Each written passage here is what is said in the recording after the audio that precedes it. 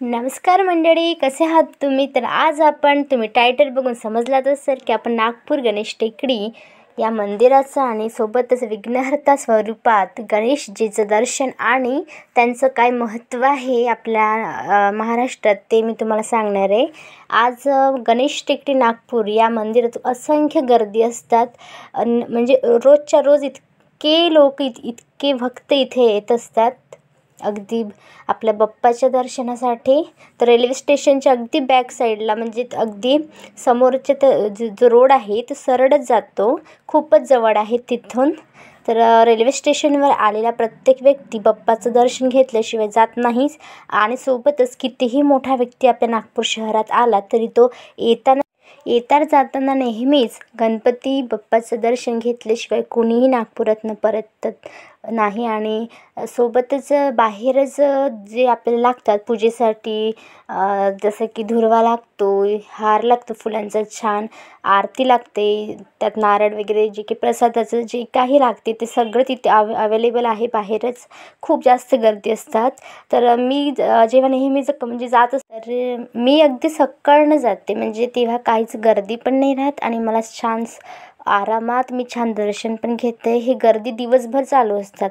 सकाळची आरती वेगळी असतात, त्यानंतर दुपारची वेगळी, त्यानंतर म्हणजे जितकेही प्रहर असतात ना दिवसातील ते पूर्णपणे तिथे आरती वगैरे छान होतात.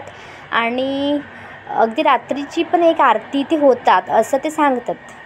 जे तिथले एक महाराज आहेत ते आम्हाला सांगत होते की इथे 250 वर्षापासून गणपती म्हणजे हे आपले बाप्पा इथे विराजमान आहे. अगदी सुरुवातीला खूप छोटीशी ही मूर्ती होती, त्यानंतर धीरे धीरे ती खूप मोठी होत गेली. त्यानंतर आज ती इतकी आहे आणि खूप छान म्हणजे असंख्य भक्तांची श्रद्धा इथे असतात.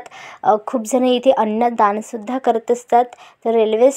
तर मग रेल्वे स्टेशनकडून अगदी जवळ आहे, तर तुम्हाला कोणी पण तिथे पोहोचून पण देऊ शकते, नाहीतर आपण म्हणजे पायी पण जाऊ शकतो, इतकं ते जवळ आहे. तर ही एक खूप चांगली सोय आहे आपल्यासाठी. आणि इथे खूप छान दर्शनसुद्धा होते. जे काही मनाची इच्छा असतात ते पूर्णपणे होण्याची पूर्णपणे ते श्रद्धा असतात सर्वांची, त्यामुळे ते होतातच. आणि सर्वजण खूप खुश असतात. असंख्य भक्त इथे त्यांची जी मनाची इच्छा असतात इथे व्यक्तसुद्धा करतात आणि बाप्पा ती खरोखर पूर्ण पण करतात. त्यामुळेच इथे असंख्य प्रमाणात गर्दी असतात. दरवर्षी नवरात्र असो, गणेशोत्सव असो किंवा अजूनही म्हणजे रोजच इतकी जास्त गर्दी असते जसं की एखादा सणच आहे आज, म्हणजे असं रोजच्या रोज खूप गर्दी असते तिथे. आणि खूप आपल्या महाराष्ट्रातलं एक विघ्नहर्ता श्री गणेश यांचं हे मंदिर खूप जास्त प्रसिद्धीस आहे आणि मला इथे यायला खूप जास्त आवडतं. तुम्हाला कसं वाटतं नक्की कळवा कमेंट्समध्ये. आणि तुम्हीसुद्धा नक्की या नागपूरला, खूप छान आरामात दर्शन घ्या सकाळनं अगदी. तर तुम्हीसुद्धा येऊ शकता, अगदी जवळ आहे त्यामुळे. आणि तुम्हीसुद्धा जर तुमच्यावर काही संकट आले असतील तर विघ्नहर्त्याकडे येऊन तुम्ही ते व्यक्त करून घेऊ शकता आणि तुमच्या समस्येचं निराकरण म्हणा किंवा नाही का समाधान, ते बाप्पा तुमचं नक्कीच तुमच्या आयुष्यात आनंदाचा पाऊस टाकणार आहे असं मला वाटतं. आणि तुम्हीसुद्धा नक्कीच नागपूरला या, व्हिजिट द्या. Thank you so much.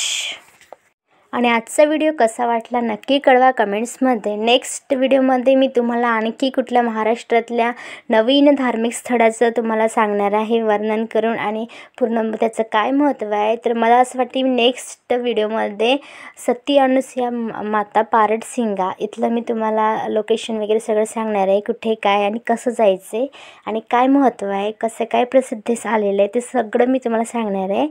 तर असंख्य जसं हे 250 वर्षापासून जे प्राचीन हे मंदिर आहे या विषयातलं जे काही माहिती आहे मी तुम्हाला थोडं माझ्याने जितकी झाली मी ती तुम्हाला तुमच्यापर्यंत पोहोचवली. तर असंच मी तुम्हाला पारडसिंगाचं सुद्धा सांगणार आहे अजून काही. तर म्हणून आपल्या चॅनलला तुम्ही नक्की सबस्क्राईब करून ठेवा. आणि अगदी जर तुम्हाला व्हिडिओ आवडला असेल तर लाईक पण करा, तुमच्या मित्रांपर्यंत सुद्धा शेअर करा आणि आपल्या चॅनलला सपोर्ट करा. आणि स्वस्त राहा, मस्त राहा आणि आपली व्हिडिओ नेहमीच बघत राहा. So thank you so much. Thanks for watching.